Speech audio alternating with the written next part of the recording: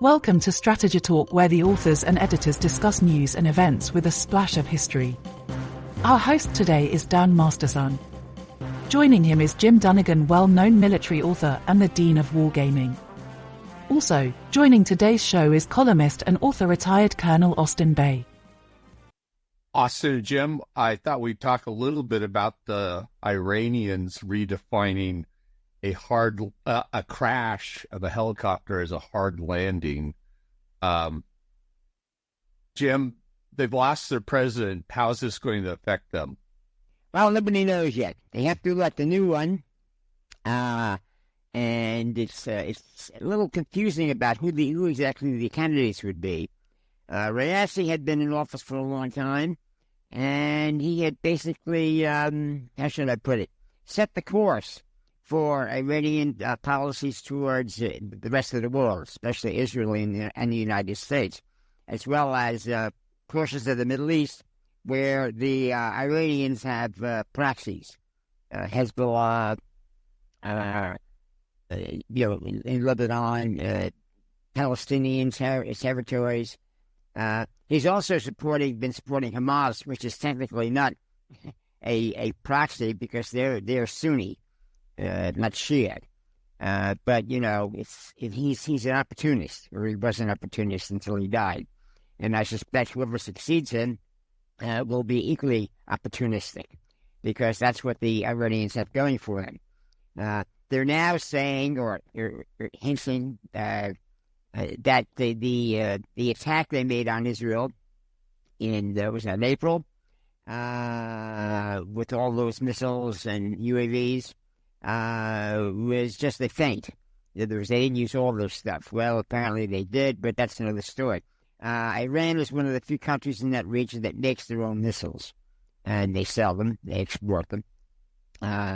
They, for example, sold a lot of them to Russia for use in Ukraine. They don't want to lose those markets. They don't want to lose the friends they already have. They have allies in terms of the Palestinian territories, the Muslim,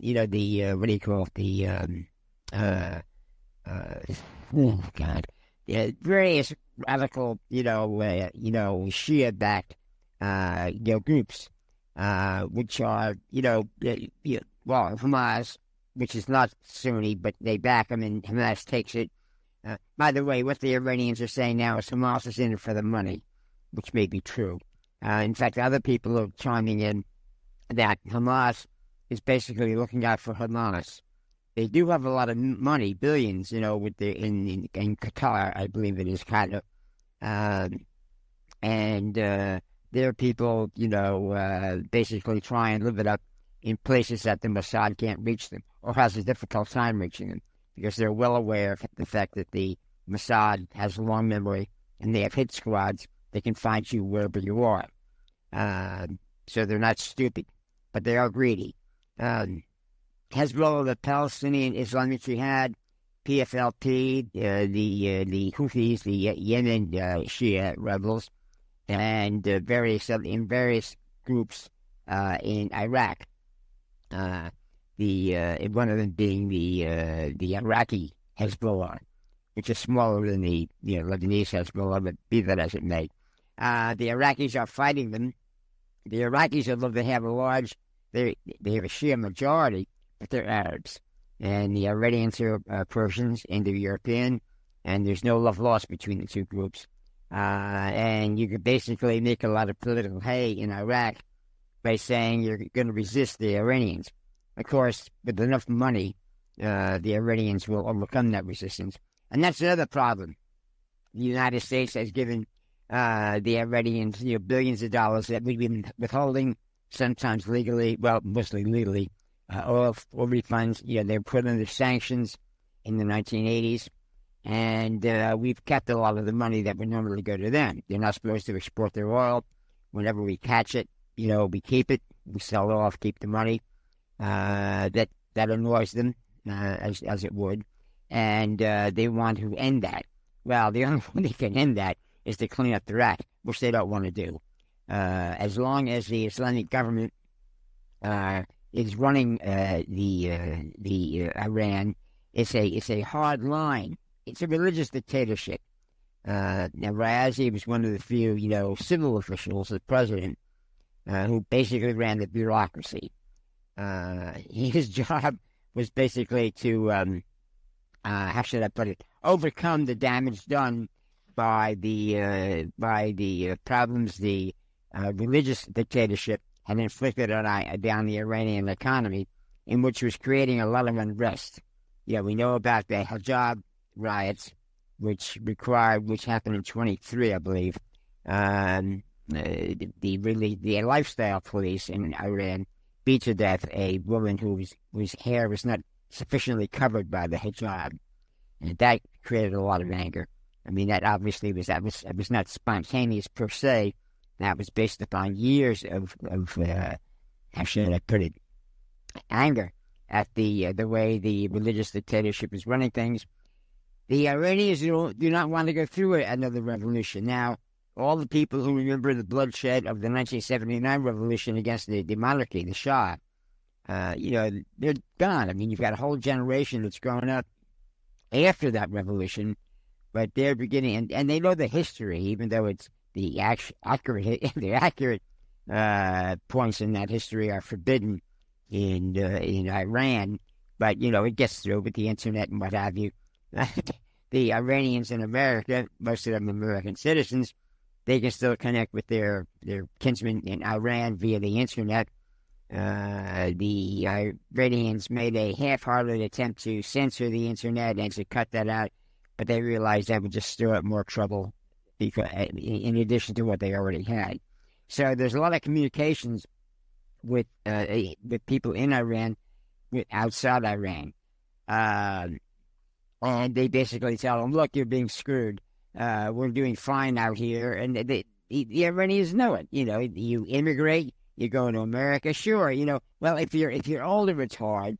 But if you're young, if you're a teenager in your 20s, you haven't established those links, as it were, those hard links to the homeland, it's easy. You go to a new country. And, of course, kids who are born there, who go there before they're 10, I believe it is, research has been done, actually adapt very quickly. They learn English, American customs, and they may still go to the mosque and what have you, but their attention to religion is about the same as with most American kids. My parents want me to. It catches on with some, but not with a lot. I mean, America, one of our founding liberties, is life, liberty, and the pursuit of happiness, and that religion was protected, but there was no state religion, as was the case at the time of the American Revolution in most European countries. In England, it was the Church of England, Catholicism without the Pope, and in various parts of Europe, it was Lutheranism, which again was Catholicism without the Pope, and of course it's basically evolved as the centuries went by. But the Iranians have a problem in that they are making Islam look bad. People are saying, what's Islam done for us in Iran? It justifies these brutes, these ayatollahs, that's what the Shia, senior clergy are called, to destroy our economy, to murder us. If we do something like protest the lifestyle police killing a girl for not having her hair covered. Now, ironically enough, those laws are still on the books, and Iran made a demonstration of more energetically enforcing them. But over the years, more and more Iranian women don't bother with it. And their attitude seems to be, you're going to kill all of us? Where are you going to get into Iranians? We're the ones who make them. I don't know if they put it that way, but that's even the religious maniacs understand that. Another problem is, these guys, it's not like, Catholics, where the priests can't marry. They get married. And their children and grandchildren, in the age of the internet, were an embarrassment. Because these kids love to party. And they get out of Iran at every opportunity they could, go to Europe. And, the girls would be strutting around in bikinis, strictly verboten, in Iran. The guys were, snorting strange substances, we know what it was, and basically carrying on, drinking alcohol, et cetera, et cetera, et cetera. And this was a major embarrassment. They sort of cracked down on that, and at the same time, just ignored it. The Iranians know what's going on, Europeans know what's going on. If we don't make a big deal about it, people won't get upset.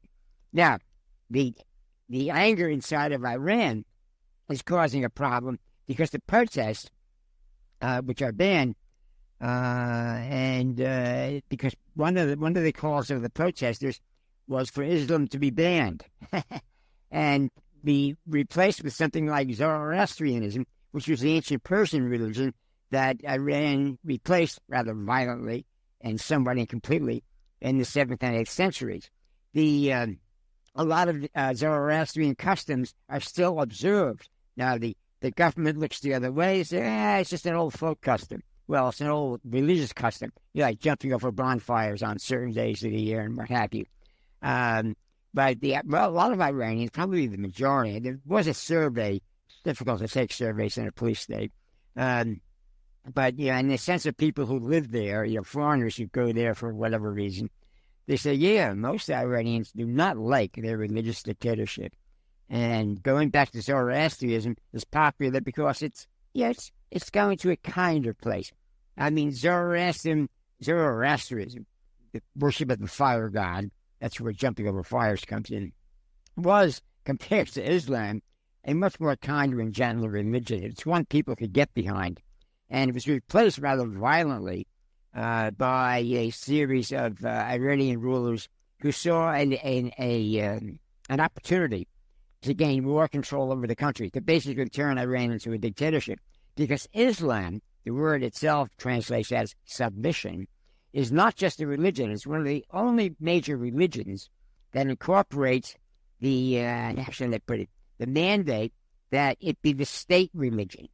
Let Sharia be observed. I mean, you see that popping up in many countries where the religious, the Islamic terrorists, as it were, the Shia ones, basically want Shia Islam to be the religion of the country, and the religious laws are the laws of the land. That does not fly in most countries.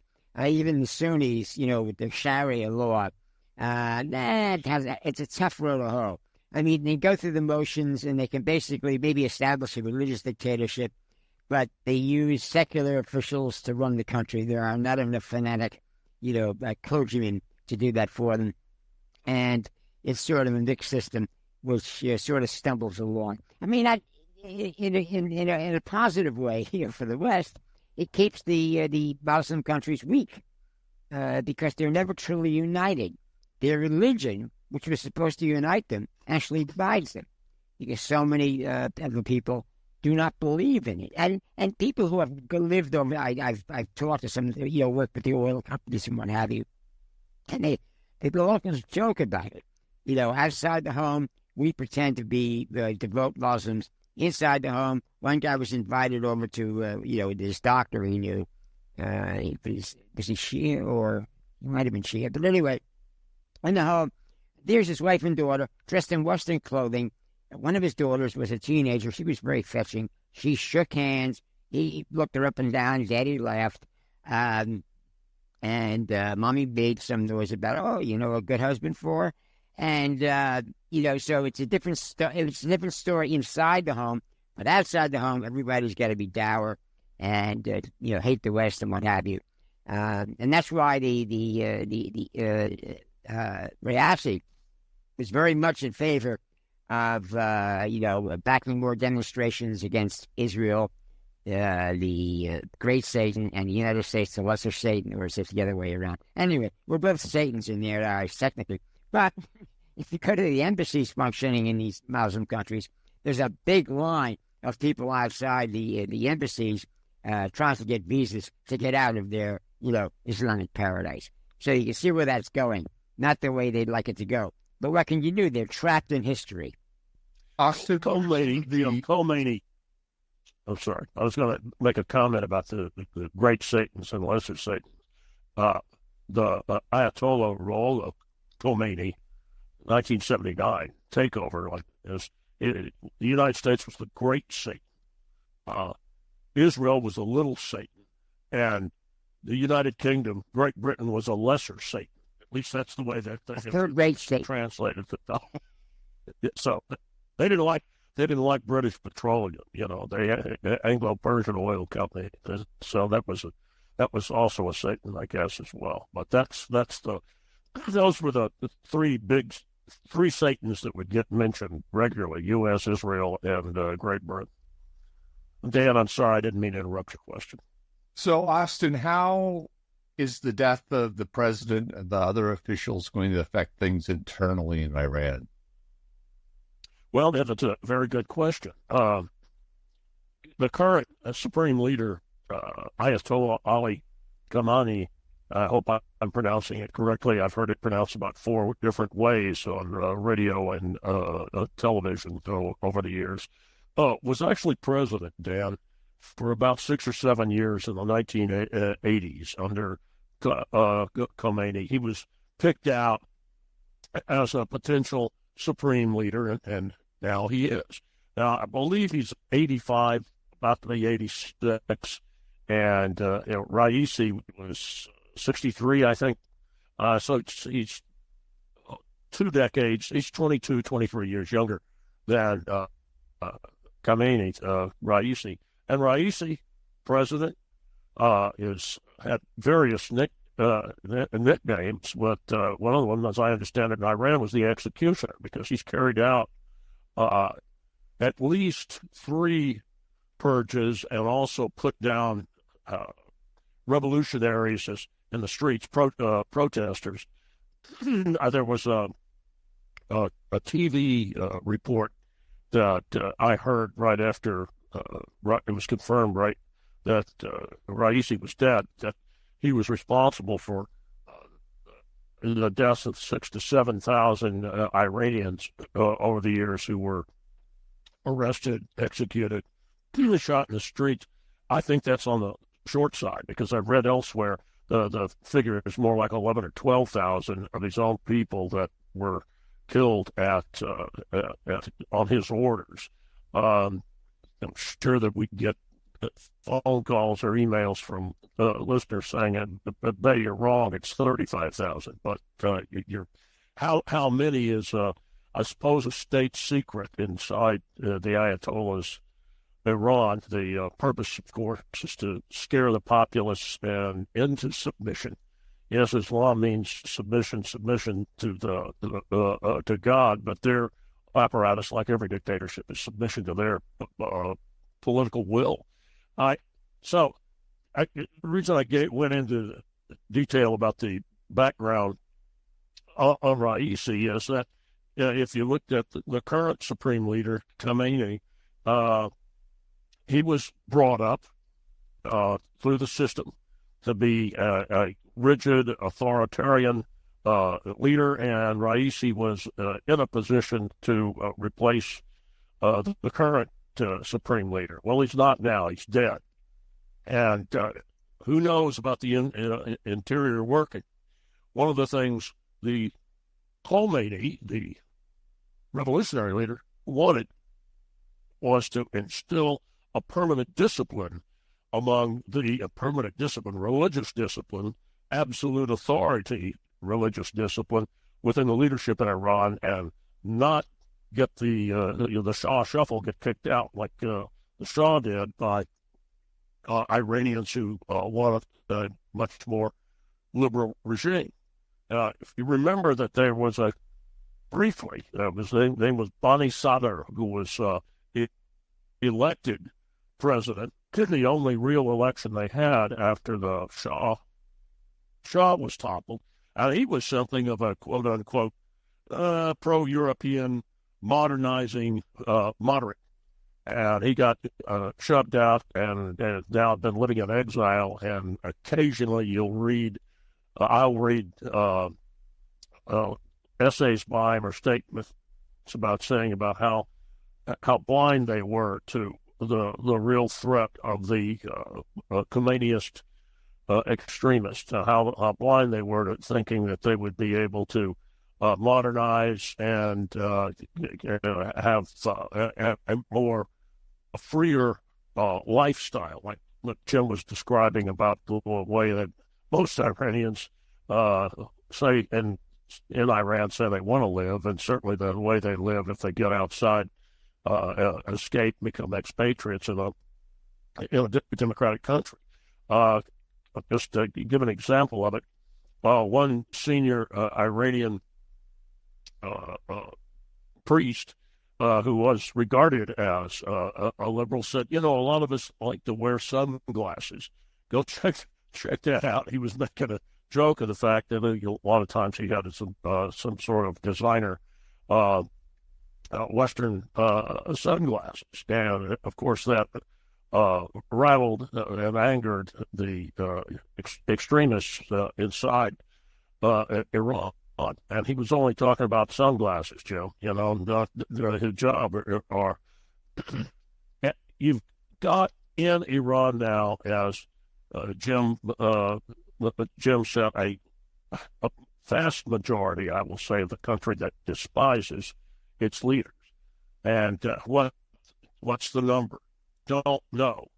The problem has been in Iran since the mid-'90s, or when are the Iranian people going to put their lives on the line? Well, they've actually done it again about 3 or 4 times, come close, but the regime still has its Revolutionary Guard that has several tasks, but one of them is regime maintenance, keeping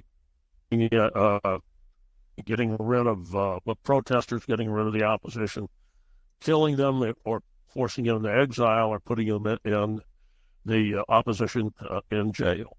Then the other thing that the Revolutionary Guards do is their various, with their special operations, Al-Quds and the like, is work with Iran's Proxy army. They're the loyalists. How religious are they?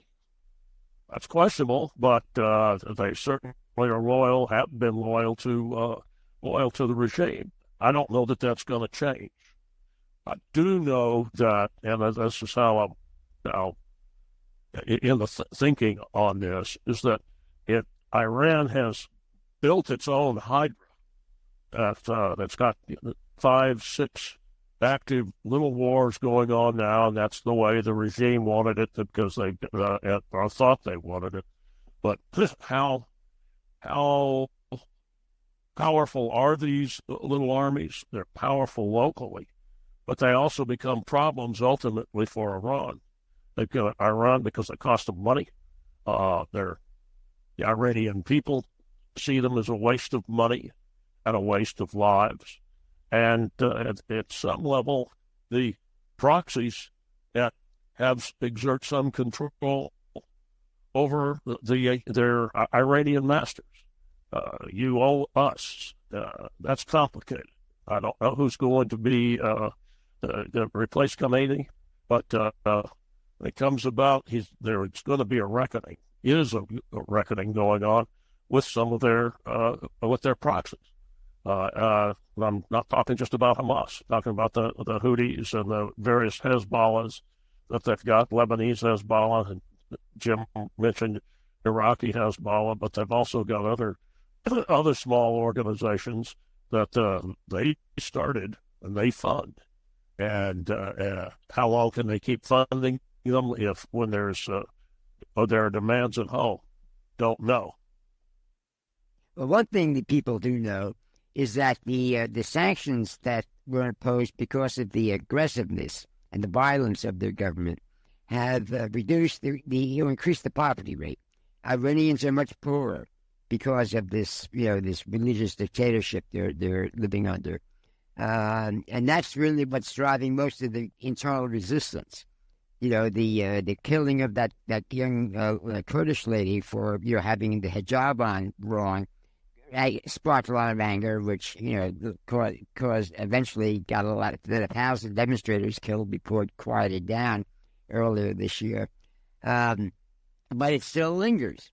And for example, in the latest, during that violence, which again spread across the country. It was notable that it was quite active in areas of the country where the IRGC gets most of its recruits from. I think in the Northeast and what have you, various cities and regions which were normally, how should I put it, hardcore. They're softcore now. A lot of them protested the government, shutdown of the people. They protested, killing a girl just because she has the hijab on wrong. And they're not so supportive as they used to be of the hardline government. Now, Raisi, his deputy takes over temporarily as the president, and they have to hold elections. Now, as Austin pointed out, the last real elections were, 20 years ago? Really, Jeff, really 40 years ago. 40 years ago. But now the elections are managed. You can't stand for election unless the Council of Guardians, senior Ayatollahs told his religious leaders, approve you. So you can't even compete unless you're pre-approved. Now, that lets some, liberals, as it were, progressives, slip through. But the majority of people who do get elected are towing the line, as it were. They're government supporters. Because the government supports them with all sorts of corrupt activities, which will enrich them. So, the religious dictatorship is willing to, basically weaken or destroy the Iranian economy in order to pay off their loyalists. Because these guys, most of them aren't in it for belief, they're in it for opportunity. And if that includes a little cash, great. But it also gives them a range to do smuggling, all sorts of illegal activities, including selling video, what do you call them, the satellite dishes, which are hidden. Well, in some cities, they don't even bother to hide them. And they get all sorts of Western media. Much of it is strictly verboten, according to the religious dictatorship that runs Iran. But the dictatorship, unless they want to crack down occasionally, they look the other way, because this basically keeps the whole country from exploding. They're not stupid, but they're slowly being forced back, and eventually it's going to go boom. Now, what will come out of that? Revolutions are risky. They usually don't, unlike the American Revolution, result in a stable democracy or republic, as Benjamin Franklin liked to point out. Very few countries can manage that. In fact, the British, when the British and the French came back into the Middle East after World War I, when the Ottoman control of the Middle East was destroyed and the Turks had to all go home, they didn't try and introduce democracy because they realized that most Arabs were, how should I put it, not asking for it, and didn't how should I put it, didn't perform well. And now that led to the old adage that Arabs are not inherently democratic. Well, that's not true, but it remains there are no democracies, real democracies like Israel, where people can vote in or out, leaders, and they often do. Netanyahu, the guy who's now backing the, fighting Hamas in Gaza, is threatened with, snap elections that should get him, tossed out of office. That doesn't happen in Arab countries. The only functioning democracy is Turkey, and Erdogan is polluting that water. It's become less and less, democratic as he gains more control in his desperate move to basically hang on to control. When he realizes that once he loses control, there will be a retribution. That's what they did to the generals. The army had inordinate control over elections, before Erdogan came around, and basically brought Islam into the government. But Turkey has prospered when there was a democracy. And they prospered a lot less. Countries prosper a lot less. Countries that have democracy and then lose it for one reason or another get poor. Democracy goes hand in hand with a free market. With a free market, you prosper. The Chinese learned that. They saw their government, going, nowhere, the economy going nowhere. So in Deng Xiaoping in the 1980s announced, it's glorious to be rich. We got a free market, guys. Go get it. And he said, the only thing you have to do is stay out of your politics. And that worked for about, 40 years. But now it's not working because the government wants to rein in. They want more control. They want control over the economic process, which does not work. A free market is a free market. You can regulate it, for things like, how should I put it, monopolies and things like that, which most countries do, to basically keep the market, free and productive and not restrictive. And, once you get monopolies, prices go up, quality goes down, the usual story. So the Arab countries haven't even gotten that far as having functioning democracies. Now, that's a real mystery. Why haven't they, given it a try? Well, again, I think the big problem is Islam. It's a religion with a government system built in, and you're always going to have religious radicals, fighting, literally bombing, shooting at Democrats, and so that's one of the big problems the Arab or those Muslim states have. Now, Muslim countries, the biggest Muslim countries are Pakistan and Indonesia. Now, Pakistan's a different story. The two countries used to be part of the same colony, the British India. When they separated, they're both at the same in terms of prosperity. They have free markets, but the Pakistanis were Muslim, and that basically has made them poor and killing each other. And so there's no escaping it. Islam is destructive to anything but an Islamic dictatorship. And an Islamic dictatorship does not promote a market economy. Erdogan tried it, but he basically, found out that it's getting out of control. I mean, the classic problem with market economies was the businesses get so affluent, the merchants, as it were, they want more say in the government. So if a monarchy allows a market economy, Britain's a classic example of this, but there are others in Europe, you have to come to a compromise. And they basically had a constitutional, democracy. You had a king, queen, all that stuff. It's great for PR and what have you. It brings in the tourists. But the parliament makes the rules. And that's given all manner of entertainment, movies and TV shows and what have you, showing how that works. And it does work. And it's also worked in Europe.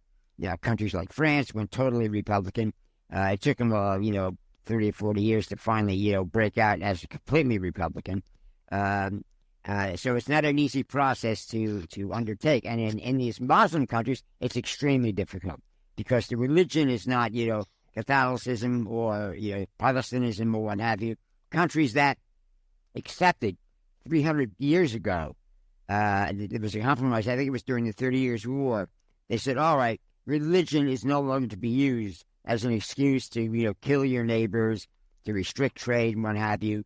Let's get rich and, go to church when you need to go to church and go to the marketplace when you got to go to the marketplace and keep them safe. I think Jesus, in one of his parables, render unto Caesar what is Caesar's and render unto God what is God's. So it's old-time religion as far as the Christians are concerned.